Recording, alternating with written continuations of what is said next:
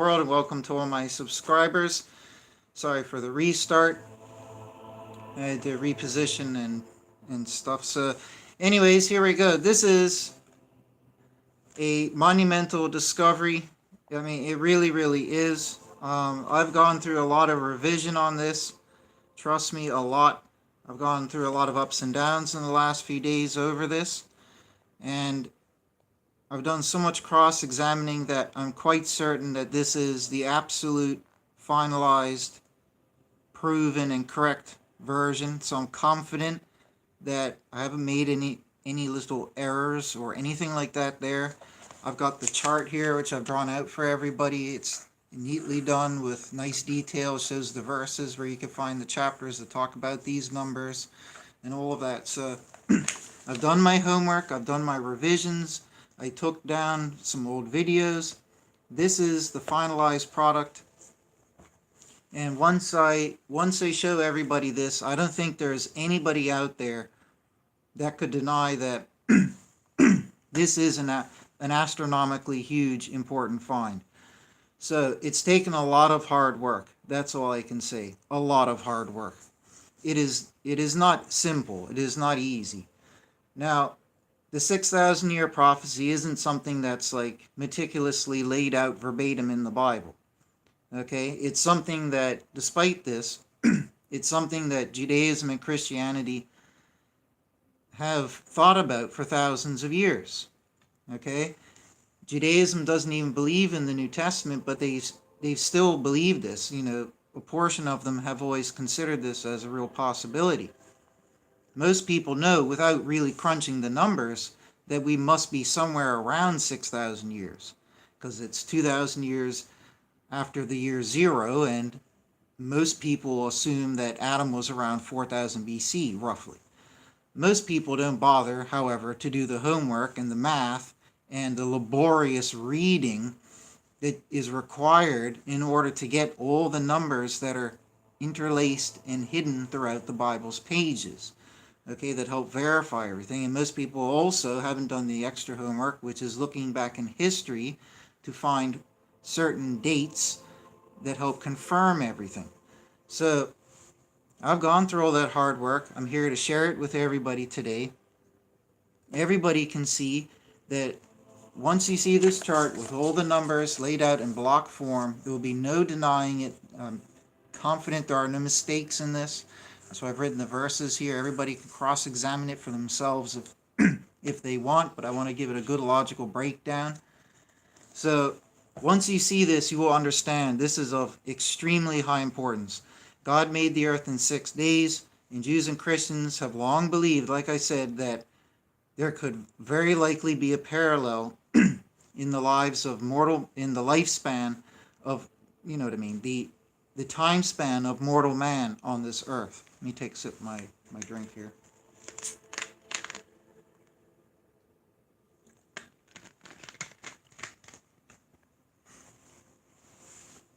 So a lot of people have thought that the world was made in 6 days. A day is like 1,000 years to God. So a lot of these people, myself included, postulate, okay, maybe there's 6,000 years to man. It's been roughly around 6,000 years. So, but like I said, most people have not done the work, the homework. A lot of people have tried to, like I have, but I'm not trying to sound pompous, but this is, as far as I've seen in my exhaustive research, the only one that properly and accurately documents it. I'll show you. I'll explain it. I know it sounds arrogant, but bear with me. I'll explain it. Numbers don't lie. Okay? Now, the reason why this would be extremely important is because, as I've shown in my many other videos, which I've already got up, I don't want to get into because it's going to take a lot of time, from the book of from the book of Revelation, and from other places throughout the Bible, Old and New Testament, we can see evidence for a certain length of time and a measured, calculated endpoint, especially in the book of Daniel. God even says and gives a number for it, saying that it's the 1335th day, and it's a day for a year. I'm not getting into these little arguments now, but it's the 1335th year. So there is a finite point, a day that has been prescribed by God, or a year essentially, I should say, that has been prescribed by God, the 1335th year. Okay, and long story short, that is 2023. You can go watch all the plethora of other videos I've got on 2023 on my channel. The more recent ones have the most evidence because I study more, I research more, and I learn more every day that goes by. But I still have very good ones that are older. But nonetheless, the more recent ones are the best ones. The simplest way to put it is that Daniel asked God for a measure of time, and the measure of time was till when is the end of these wonders? And these wonders included the fall of Israel, the exile of the Jewish and the Christian people out of Israel, and an abomination built on the Temple Mount. These are these three conditions. There are actually a few more other little things, but those are the three most important.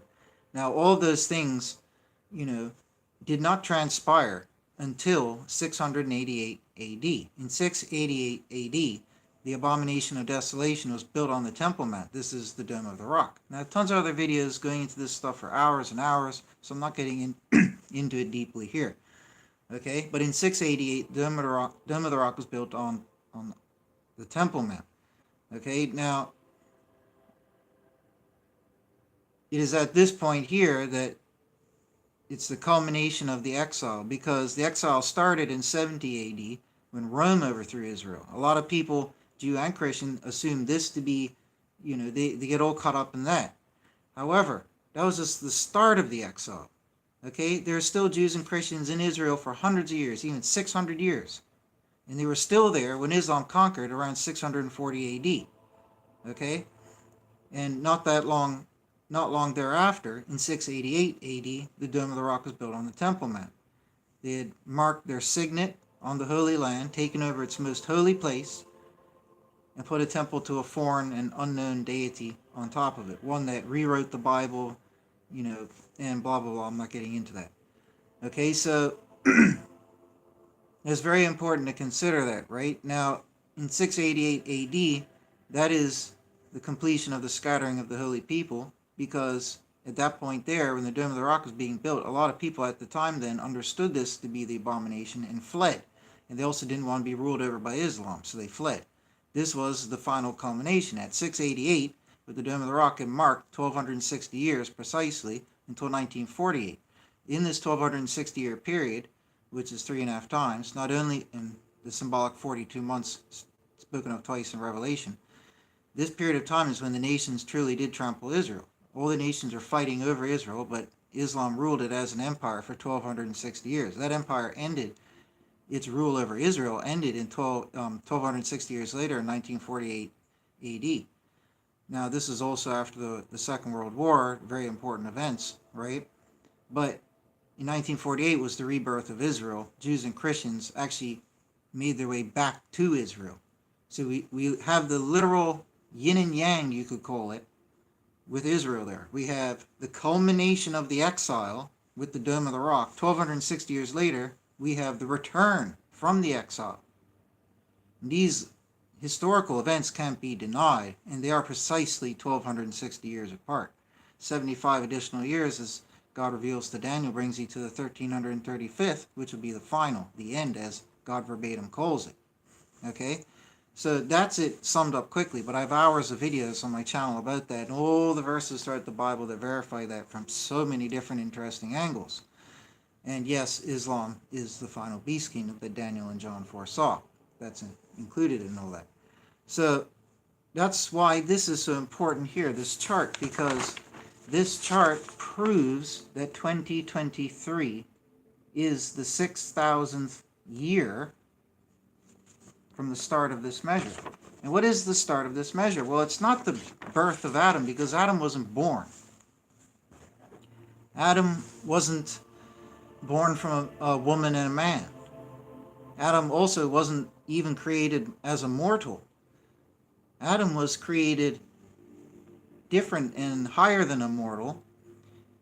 He had access to the tree of immortality, and he was punished with mortality. So he wasn't created as a mortal. He was higher than that, He was punished with a loss of his estate, you could call it, okay, of his being and whatever else, and his location even. He was punished and cursed with mortality.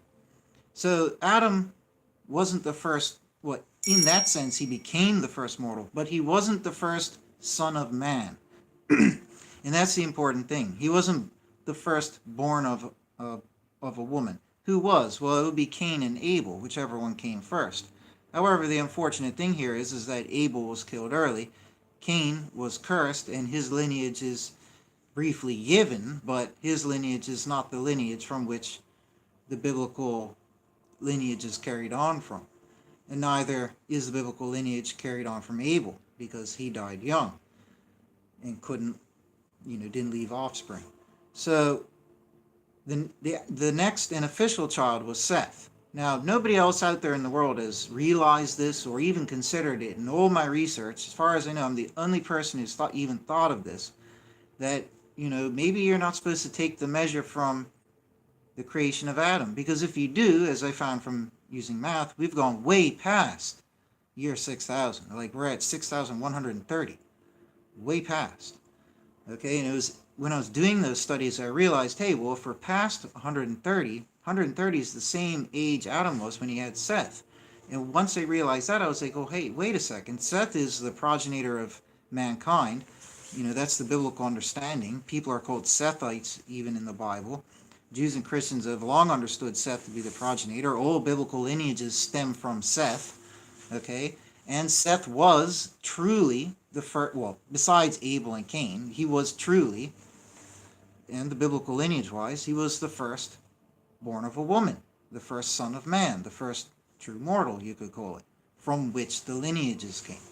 So if you were to take the measure from Seth, then we don't have to worry about those 130 years that put us past the year 6,000. That's the beauty of it. So, in all my number crunching, in all my cross-examining, in all my revising, I refined, and tested, and I have culminated with this chart. And what we can see here is everything's backwards to me, okay? Everything's laid out in block form. This is to make it easier for the viewer to understand, okay? None of these numbers are imaginary. All of them are backed by the Bible and or history, okay? So, anyways, we have 130 years before here, okay? I didn't draw a block for 130 because it would confuse people. So this is when Seth was born, the first true son of man, son of woman, mortal, from which the biblical lineages came. Okay, so we're taking his birth as our year 0 here. Okay, and with fair reason, like I already explained, to do with Adam. Okay, so from Seth, we have the following. The Bible in the book of Genesis, throughout its many chapters, it takes a very long time to do it and to prove it. And I didn't just rely for all of these. I never just relied on my own numbers. I just want to make that very clear to everybody. I've thoroughly cross-examined this, tested it, attacked my own numbers. That's why I've taken down prior videos and this and that. This is the refined of the refined. Okay, but if you go through the chapters of Genesis, there are 1978 years after the birth of Seth, okay, until the birth of Jacob. Okay, real quick, because I remember the numbers in my head. Abraham was born 1948 after creation, which is after Adam's creation. If you minus 130 from 1948, you get 1818. Okay, I just happen to remember all these numbers. If you take the 1818, okay, and then you add 100 years, and then 60 years, because that's when Isaac and then Jacob were born, you'll come at 1978. Okay, that's the 1978 years there. Okay, so we have Jacob born up here. Okay, now at this point here, and this was the thing I had to work on tonight, the 109, and I have astounding proof for it.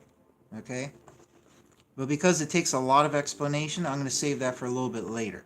Okay, because I don't want to start off with a big long explanation of a small point. Okay, but that 109 was critical to proving the 6,000 years in the 2023. But it is 100% to the 9th year biblically backed. Okay? When Jacob was 109 years old, according to the Bible, Joseph entered Egypt. 1 year prior, he had been sold into slavery. But he did not make it to Egypt until a year later, when Jacob was 109 years old. Okay? And then, if we go over to 1 Kings chapter 6, okay? 1 Kings 6 verse 1. Oh wait, no, sorry. This one is Genesis 15:13, sorry. Okay, for the 400. And he saith to Abraham, knowing that thy seed is a sojourner in a land not theirs, and they have served them, and they have afflicted them 400 years. This is Egypt. Okay? Now, I had done a lot of hard work tracking down when, according to the Bible, okay, not wild tales from historians, but according to the Bible, when did the Hebrews enter Egypt? It was very hard. And then I had a stellar moment of realization when I remembered that Joseph was sold into slavery into Egypt. I remembered the coat of colors, him being thrown into the pit. Well, he was sold into slavery when he was 17 years old. Jacob was 108 years old at the time. And 1 year later, when Jacob was 109, is when Joseph entered Egypt. Okay? So at this point here is 100% fair, more than fair reason to take the measure of 400 as detailed in Genesis 15 from that point. Okay? It's talking about them being afflicted in Egypt, and we have one of the most direct descendants of Abraham himself being taken there as essentially the first, patriarch or important personage from the Bible being taken to Egypt to be afflicted. Even though he went on to rule and this and that there, he was afflicted in the beginning. So this is where that affliction in Egypt began, truly. So we take that 400 years.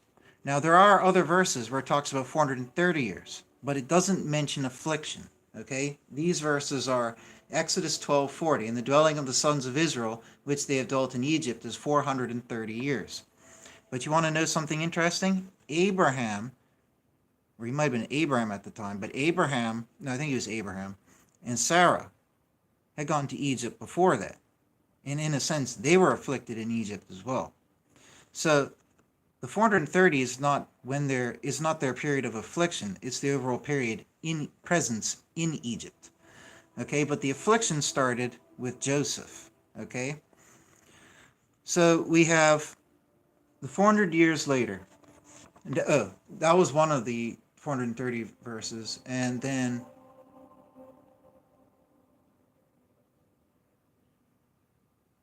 actually, the next 430 year verses from Galatians 3:17. And that's actually could be referencing a different time period. But in either case, it's a common debate, is this 400 or 430? But based on the reasons that I just gave, the 400 pertains to affliction in Egypt. The 430 is just presence in Egypt. And I just gave the biblical reasoning. Abraham and Sarah were in Egypt before that point. And Joseph was enslaved and then went to Egypt at this precise point. So there is good reasoning for this. 400 years later, we then come to the point where we have to go to 1 Kings 6.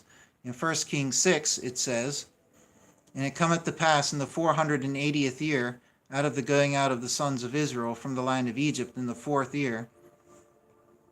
It is this, hold up. Yeah, okay. That's why. Well, I read the verse earlier, Exodus 12:40, about the 430 years. Literally, the next verse, verse 41, just repeats the 430-year period. But it does add something I should have mentioned. It says, it cometh to pass at the end of the 430 years, it cometh to pass in the self-same day, all the hosts of God have gone up from the land of Egypt. So that's the Exodus, okay, which I have written right there. So at the end of the 400 years is the Exodus. I just forgot to mention that part. I scrolled up and down. Anyways. So that's the Exodus. Now, how long from the Exodus until the first temple? Okay, well, the Bible tells us. In 1 Kings 6:1, and it cometh to pass in the 480th year of the going out of the sons of Israel from the land of Egypt, in the 4th year of the reigning of Solomon over Israel, when he buildeth the house for God. Okay, Solomon ruled for 40 years, but in his 4th year, the temple was founded. So that's the measure that the Bible gives us. 480 years from the Exodus till Solomon's 4th year of reign. Okay, so that's where we biblically get the 480 from. So far, this is all these numbers biblical. Not one year is imaginary or conjecture. Same with this. Not one year is conjecture. This is all biblical. This is 100% biblical. Okay, the 480. Then after the 480 is when we have the first temple. Okay, so Solomon continued to rule for his final 36 of the 40 years. Okay, and then subsequent to that, we have the remainder of all the kings who ruled over Jerusalem. Now, if you go through the list, they talk about kings of Samaria, they talk about kings of Israel, and all this and that there. You have to look at the kings of Jerusalem. When you add them all up, okay, and trust me, I super checked this. When you add them all up, and you add in Solomon's 36 years, you get 423 years.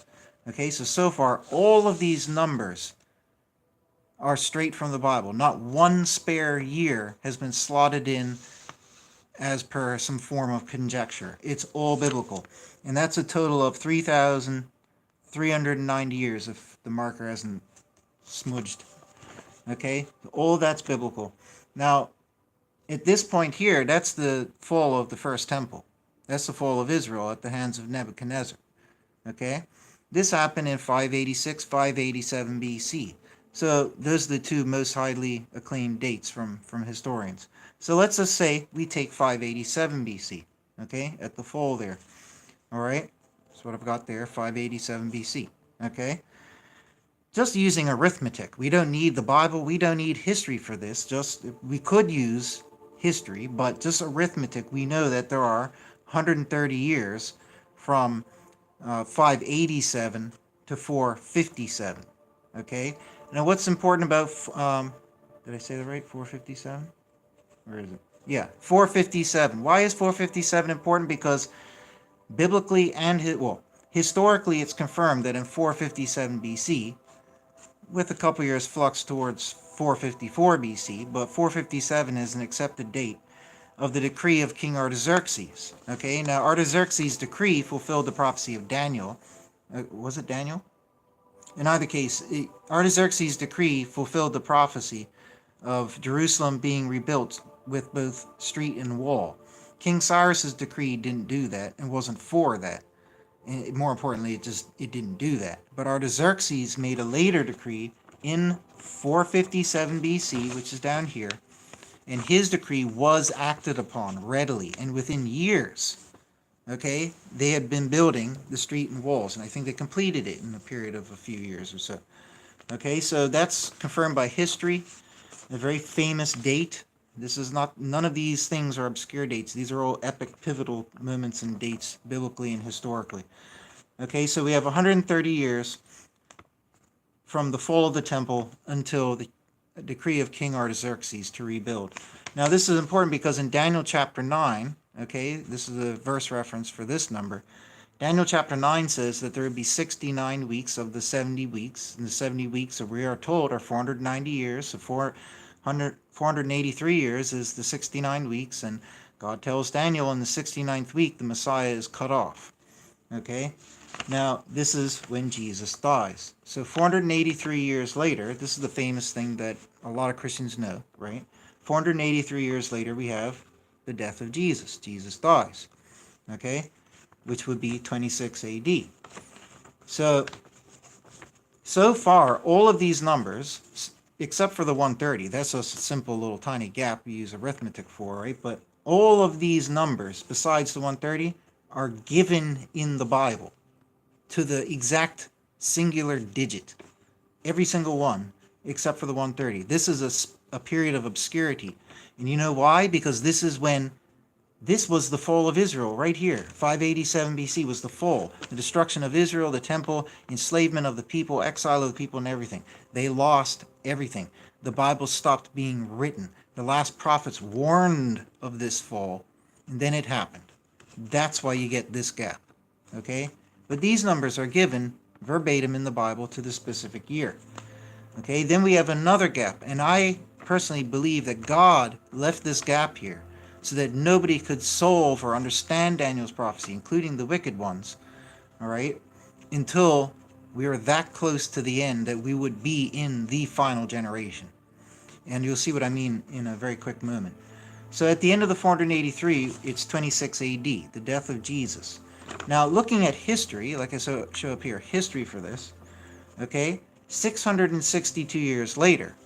And what's interesting is if you factor in the 3 years that Jesus gave his gospel after being baptized, you would see that he would therefore be baptized in the year 23 AD, which would give 665. And you always, when you're dealing with thousands of years, and especially with ancient dates, you always have to allow for a natural flux of 1 year, especially when you're adding up large periods. That's completely normal. So 665,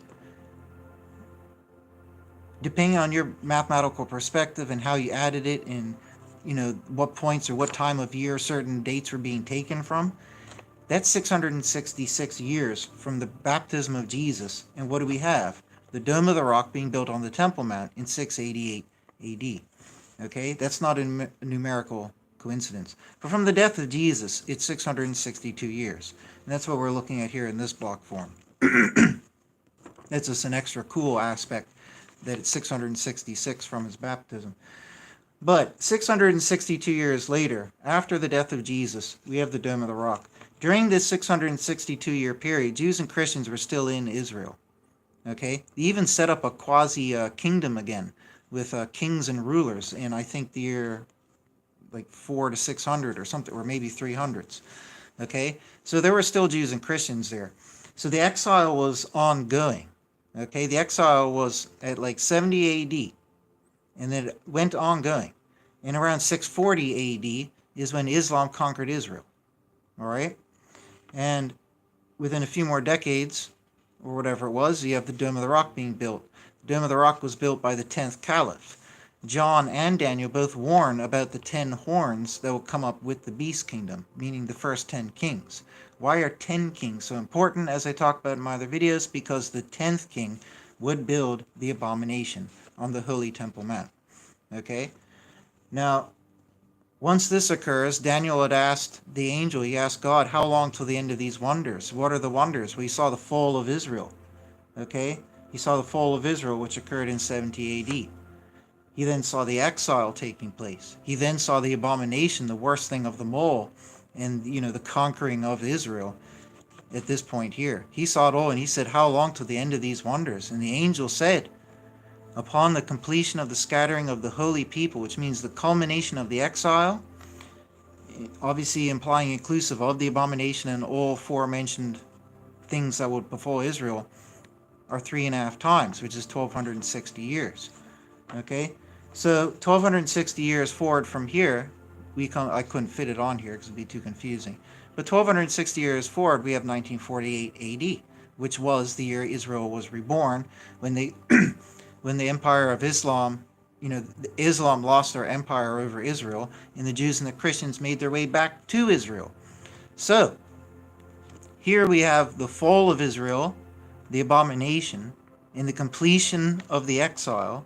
When this was built, those who were to flee fled. Those who remained were either killed, enslaved, forced to convert, or subjugated and forced to pay a jizya tax to remain there in religion and treated like third-class citizens. Okay? So you either, submitted to Islam, or you fled or died. Okay? So from that point there to the beautiful opposite, 1948, you have the exact 1260-year period that God told Daniel about. Okay?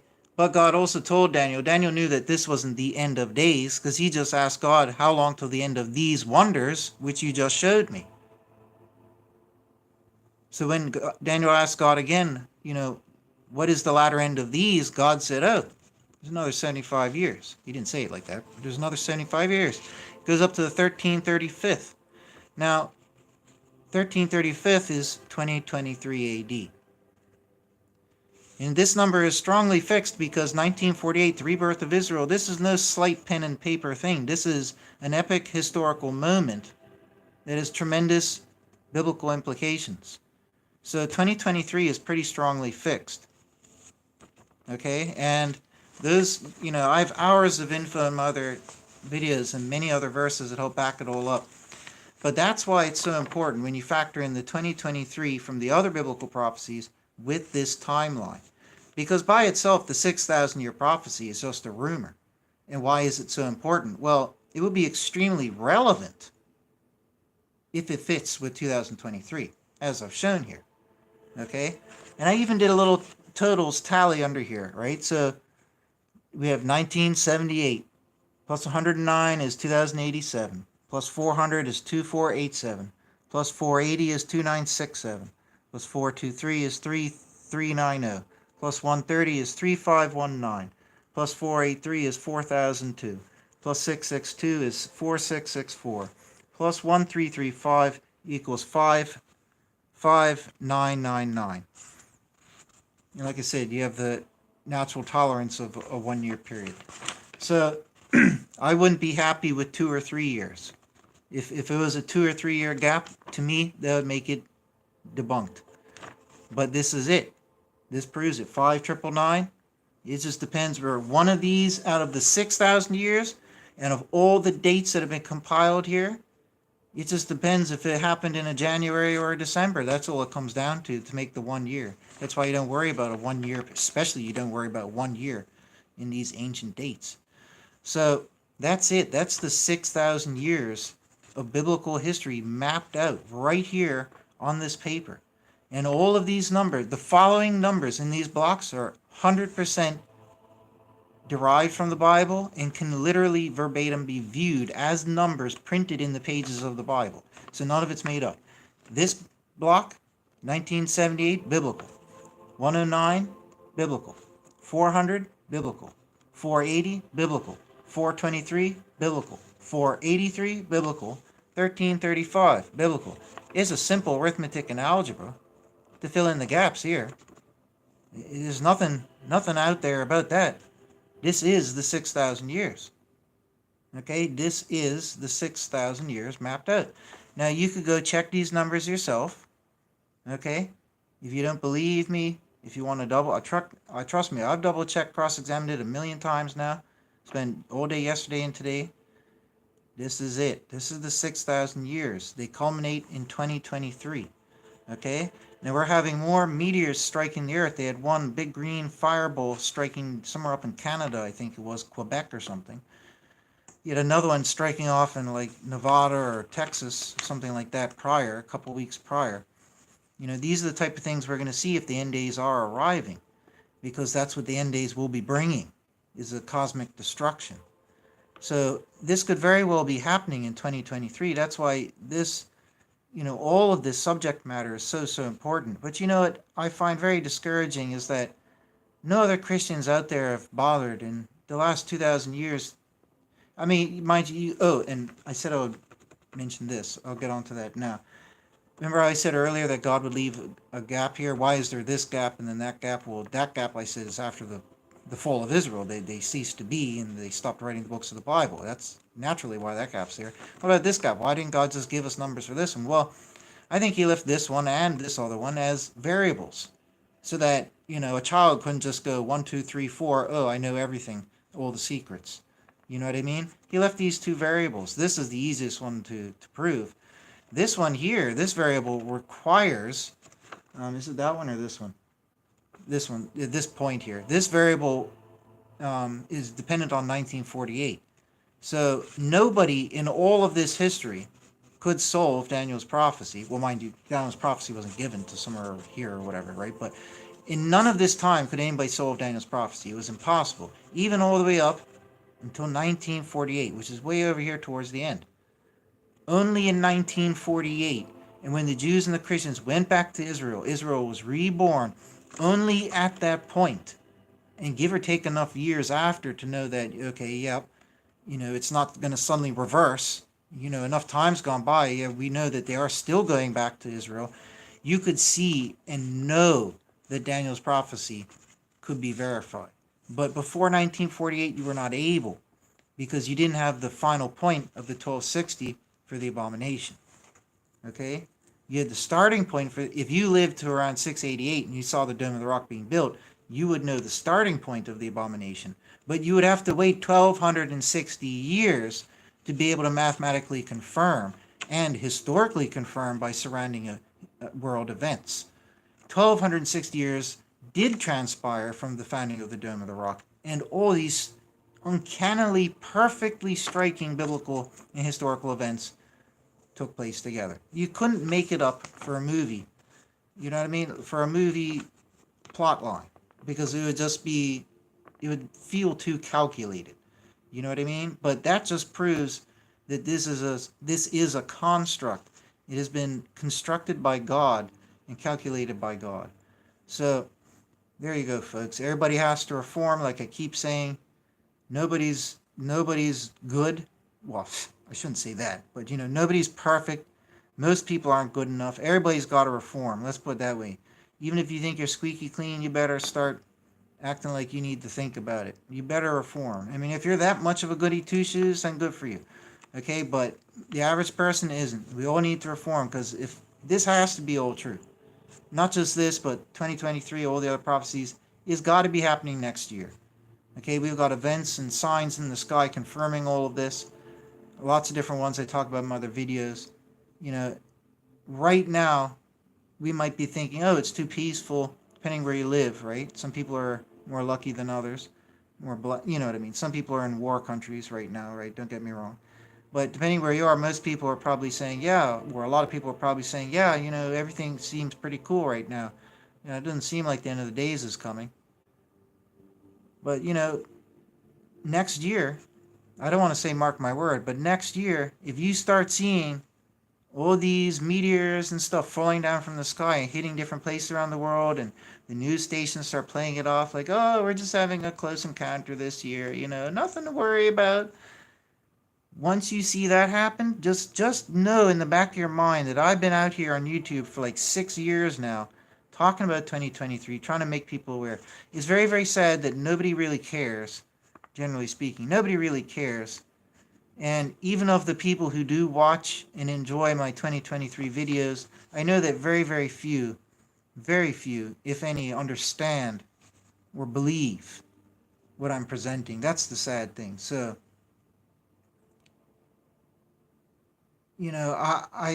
that's what made me doubt myself recently. How could I be the only one? Could I really be the only person who's gone and done that much hard work to prove this for God and Jesus? Could I possibly be the only one? Amidst all, even just today, not even mentioning the thousands of years have just gone by, or even the last 80 or whatever years since 1948, when people could crack Daniel's prophecy, right? Am I the only person right now in a world of 8 billion people that has comprehended not just this, but all the other prophecies in 2023? It appears to be like I am. Every other person out there with a website or a book or a YouTube video talking about 2023, there's a few others. They will not make any form of presentation like I do with the evidence that I do. Their 2023 hinges on a 7-year tribulation, and the Bible doesn't talk about a 7-year tribulation. I mean, in all grim reality, Christianity has fallen away so far from what it originally was. I think it's a disgusting shame. It's also why I wrote my systematic theology, right? But that's just theology itself has fallen away so bad. Not only that, even if everybody had the right theology, virtually every single Christian on this planet is oblivious that the end days is right around the corner. But God actually gave us the numbers to calculate. You know what I mean? It brings me down, and it dismays me, and it often discourages me, because how could I be the only person? I'm smart, but I'm not the smartest person on this earth. There's a lot of people out there smarter than me. How could nobody else have thought of this? Is it because Satan has blinded them? Well, I'm not a spectacular person. You know what I mean? If anything, Satan's attacking me. But why am I capable when nobody else can? That's why I go back and I cross-examine everything so much, just in case I'm wrong. But maybe it is just that everybody else is so self-absorbed and just oblivious and just scripturally ignorant. Maybe it just is. What I mean by scripturally ignorant, just like you're not reading it like hard enough, deep enough, critically and analytically enough. You're just listening to what other people are saying, the popular trend. It's like how animals flock together and they do similar things together in patterns, like a school of fish. One fish or one bird darts to the side, the whole flock or the whole swarm of fish goes to the side. It's like humanity has that condition where they fall victim to that. So people tend to flock together in terms of what they believe. And then they don't, out of pride, they don't question what they believe, and they don't think outside the box or question things outside the box. You got to do all that in order to prove deep stuff like this in 2023. I mean, if you don't, you could just have your church telling you, oh, no man can know the day or hour. Only false prophets calculate dates. And then you're doomed. If you live to that creed to the day you die, then you would never know when Jesus might be returning. Jesus told us to watch and be ready so that we could immediately let him in when he knocks. And he told us that out of the 10, only one made it. Was it one? And he told us, out of the 10 virgins that came to trim their lamps, what was it, half or one? Not all of them, a lot of them were asleep. They weren't ready for when Jesus came. Jesus tells us elsewhere, you better be ready. Make sure you're clothed and ready. You don't want to be caught by surprise and caught naked. He told us in the Revelation when he gave his edict to the final 7 churches, the final 7 representations of Christianity in the end days. Every single one of them, except for one, failed, you could say, because they were all rebuked and threatened. Only one was congratulated and wasn't threatened. So 6 out of 7 Christian denominations or theological denominations are rebuked. One of them is so bad that God will just spit him right out of his mouth. So this is the reality, and I could kind of see that. The Bible says people are going to be saying peace and surety when the end day arrives, and then it'll be sudden destruction. It'll be like the days of Noah. Everybody will be oblivious. Even the Christians, all oblivious. They don't even have the right theology right. You know what I mean? They're all believing all these church pagan doctrines, all these pagan influences, and they don't even know it. Teaching all this heathen satanic stuff in the churches, and they don't even know it. They're so blind. That's Christianity today. It's so sad. I think even if God turned a blind eye to all of this, the scriptural and theological ignorance, and he was to just judge people on your moral values and, how good or bad you were, even if he was to do that, people would be in trouble. Because you know why? Christianity today doesn't teach what Jesus taught, which is to reform. You have to reform to be saved. So, but let's just say God gives all the Christians a pass on that. They weren't taught to reform, so they didn't know. So let's let them off or give them some sympathy slack there. Let's just pretend God does that. He's going to come and catch us by surprise if we're not ready and watching. Even if you get all those breaks, you could be theologically backwards. And all the rest of the stuff, you could still be caught completely unaware, totally by surprise, and not ready. You might be doing something bad, naughty, or evil at the moment Jesus arrives. Have you thought about that? Consider that. And I mean, think about it. What you might be doing when Jesus arrives. And I tell you one thing, if it's a bad thing, I feel sorry, but it could happen to me. I'm not a stellar example of what you could be, right? But it's pretty sad. In an ideal world, I would see lots of preachers on TV preaching this type of message, but I don't see that. In an ideal world, I would see Christian churches actually teaching what Jesus taught, but I don't see that. And it's so sad that this is how the state of the world and Christianity is in the end days. I mean, thank God Christianity dominated the earth the majority of the planet Earth in the last 2,000 year period, because if they didn't, we'd be even worse situation. But Christianity just fell away a long time ago. I think it only remained pure for a couple hundred years after Jesus. And then when they had all those councils and started perverting the doctrine and the theology, adding in their own rules and decisions, it just went completely astray and fell away. And you got people out there believing blatant Satanism in disguise, and they don't even know it, thinking it's Christianity. It's very, very scary. Talking about killing God, eating and drinking God's blood as a sacrifice, as a human sacrifice, so that your guilt for your bad deeds can be wiped away. I mean, that's the ultimate abominable satanic doctrine. Is worse than sacrificing a goat to get demon power. That's, hey, let's gather together and kill God. Sacrifice God in the form of a human, which is even more abomination. Sacrifice him and then make it even worse. Let's cannibalize him, eat his flesh, and make it even worse. Do the worst thing, drink his blood. The worst, the most satanic of doctrines, to the highest degree, disrespecting and trampling on God's dignity. But yet, this is what Christianity teaches today. It's disgusting, right? Teaching that no matter what you've done, no matter how bad you are or you were, doesn't matter because we killed and ate God. You know what I mean? That's like saying you go to court, but instead of waiting to get sentenced and judged, you just go up to the judge's table and eat the judge and think, okay, I can get off scot-free. It doesn't work like that. But that's what the majority of Christianity is represented as today theologically.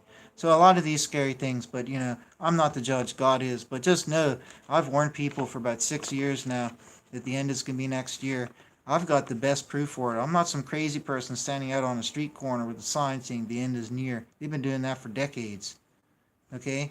I'm showing this chart. You can see the numbers. You can see the verses where you get them from. It's all right here. History doesn't lie. Numbers don't lie. It's right here. Bam. 6,000 years. All accounted for. To the year comes to 2023. To the year fits with all the biblical prophecies. Bam. That's the one. That's how you know it's God-given. That is the one. Okay? And what's so beautiful? I just noticed this again. How big is that gap? The one gap after the full? 130. It's that little magical 130. Adam was 130 when he had Seth. And Jacob was 130 when he went into Egypt. 130, right? So even the little obscure chunk has something to it, right? And this chunk here, like I said, it's not just 662 from the baptism of Jesus, it's 666. Everything's got meaning and significance here. This is God's creation, okay? This is the most legit thing that you'll see. All these false teachers out there, all these Christians with all these stupid videos and books and charts and websites. I could tell you one thing, what made me sick, right? When I was trying to do all my research and cross-examine and everything, I'll tell you what, I could open up 10 websites, all big Christian, big organizations, right? And saying, how old was this patriarch when he was born or when he had this child, or what year was the Exodus on the biblical calendar, blah, blah, blah. No matter what topic it is, you could have 10 different Christian things open. Each one will have totally different answers, totally different numbers. Nobody knows what the heck they're talking about. They could be off by hundreds of years from each other. Everybody just talks right out their rear. They have no clue what they're doing. I mean, they might be trying, but they're trying so lazily. Okay? And the real word for it is half-assed. I just can't think of a better word for it. That best expresses the form of laziness. Right? That's the term my dad would use, right? He would never say use your whole ass, but don't do things half-assed, right? If you're doing it half-assed, you're going to be lazy, taking a lazy approach. You're not going to bother doing all the homework and research. And that's why you got these Christians who go out there, spend 5 or 10 minutes or a couple hours, instead of spending years and years and, actual using common sense, they end up with all these different numbers. And one person will say, oh, Moses was 1,400 years. And then another person will say Moses was 1,500 years. Another person will say Moses was 1453. And each one's like, oh, this is how I know I'm right. Every single one, it's a sickening. It's like a big bowl of just vomit. Just so many different things belched out together into one dish. That's like, the the world of information for Christians and others to learn from. It's like this big disgusting bowl full of everything belched out. You know what I mean? Just nonsensical trash and garbage just belched out everywhere. And no wonder people are deluded. But like I said, go test the numbers for yourself. You'll see I'm right. You will see that I am correct. Okay? And I wasn't planning this. Spur of the moment. God is my witness. God is my witness. You know, I wanted to ask for this. And after a lot of thought, I decided not to ask for this because it would be unsavory or wouldn't look right or whatever the right words are. But let there be a sign to the world so that those who've heard me say this and know my message and who listen to and hear my message and understand it and believe it, let a sign come to the world that will speak to us and show us that the end is near. And please do this out of compassion and sympathy, because we are probably not deserving of going on to the blessed place. So please, out of compassion and sympathy, send us this sign as a little nudge in the right direction, so that when we believers who believe my message see that sign collectively, no matter where we are on the planet, we turn on our TV, we'll either see it directly first person, or we'll see it on the major news. Those are the conditions. You either see it yourself in person, or you see it on the major news. But once we see that even if within itself it may not be all that spectacular, but when we see that, we will know inside.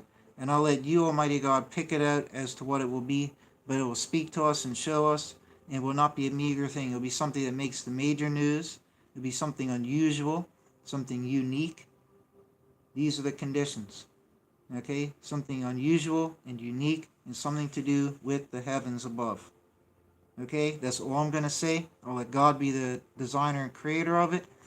But I really wanted to ask for a sign, but I think it's bad to ask for a sign sometimes, so I felt inspired, so I'll do that. That's all I could say. So for everybody watching, if you believe my message here and all my years of warning on YouTube, okay, and we see this celestial sign occur,